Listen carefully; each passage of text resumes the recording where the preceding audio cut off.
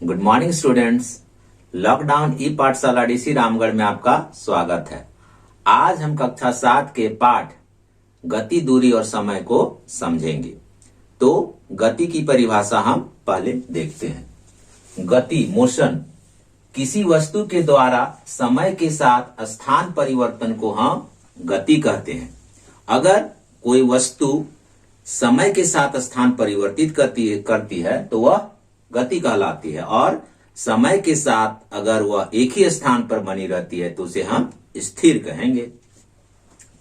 गति के प्रकार में है सरल रेखीय गति, वृत्तीय गति, घूर्णन गति, दोलन गति, आवर्ती गति और प्रक्षेप्य गति।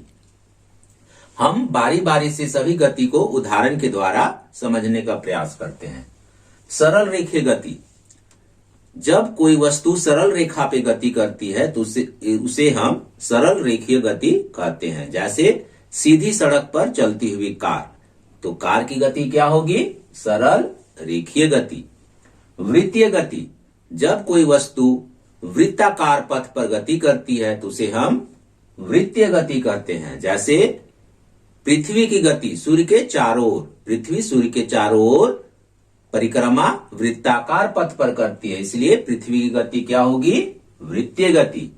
घूर्णन गति, जब कोई वस्तु अपने एक्सिस के पर घूमती है तो उसे हम घूर्णन गति कहेंगे। जैसे एक लट्टू की गति घूर्णन गति का उदाहरण है।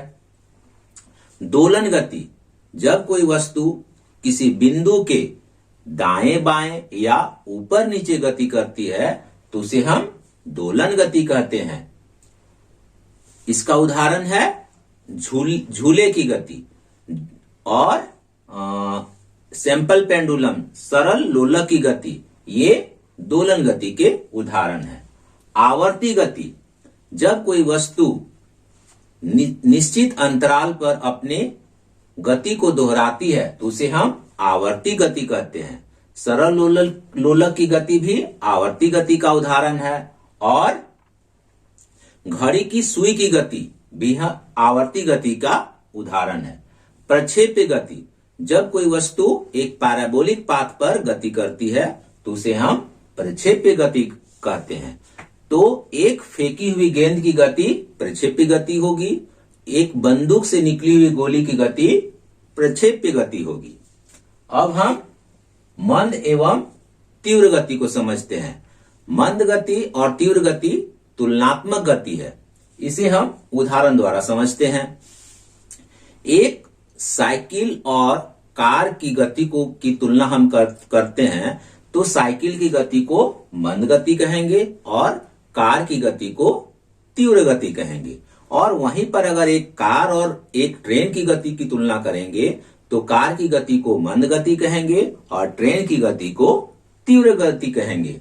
और यदि हम एक ट्रेन और एक एरोप्लेन की गति की तुलना करेंगे तो एरोप्लेन की गति को तीव्र गति कहेंगे और ट्रेन की गति को मंद गति कहेंगे। इस तरह हम देखते हैं कि मंद गति एवं तीव्र गति तुलनात्मक गति है। असमान गति एवं एक समान गति, इसे हम अब समझते हैं। जब कोई वस्तु की चाल परिवर्तित होती रहती है तो उसकी गति को हम असमान गति कहेंगे। जैसे सड़क पर चलती हुई एक बस और कार की गति, यदि सड़क भीड़ भाड़ वाली रहती है वहां पर बस की गति धीमी हो जाती है, तथा जहां पर सड़क खाली रहती है वहां पर बस की गति तीव्र हो जाती है। इस तरह हम देखते हैं सड़क पर चलती हुई कार, बस या अन्य कोई गाड़ी की गति असमान गति है।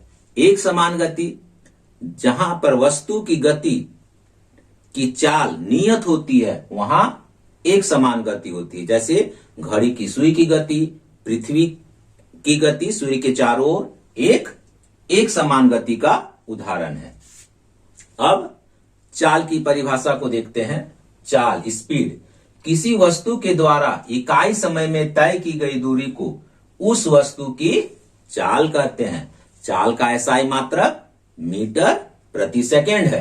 इसके बड़े मात्रक मीटर प्रति मिनट या मीटर किलोमीटर प्रति घंटा भी हो सकता है। औसत चाल किसे कहते हैं?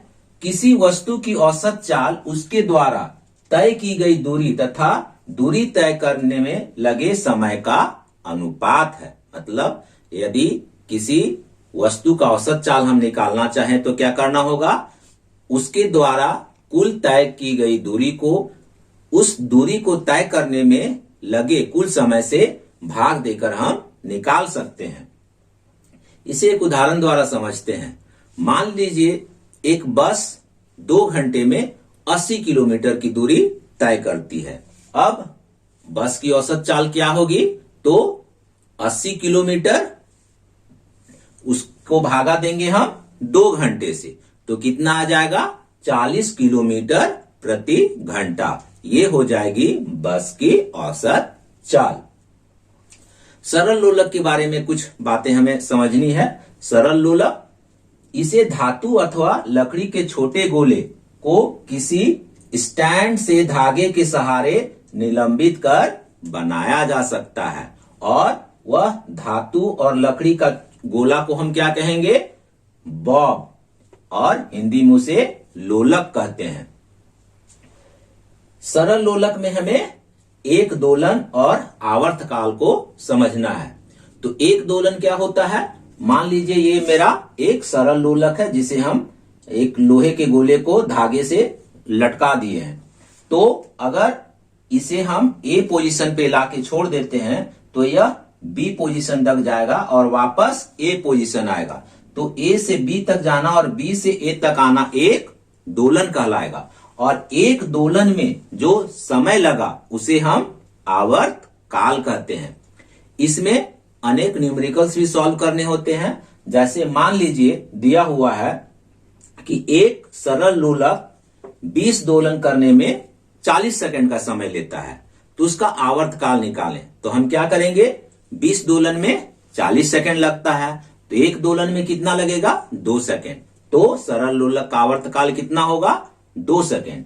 इसमें हम ध्यान देंगे कि सरल लोलक की लंबाई जब तक एक समान रहती है तो उसके विस्थापन से उसका आवर्त काल में परिवर्तन नहीं होगा। यदि उसका हम लंबाई को कम करते हैं या बढ़ाते हैं तभी उसका आवर्त काल प्रभावित होगा। ठीक है बच्चों, यहां तक आप समझ गए होंगे। इसके बचे हुए भाग को हम अगली कक्षा में समझेंगे। तब तक के लिए धन्यवाद।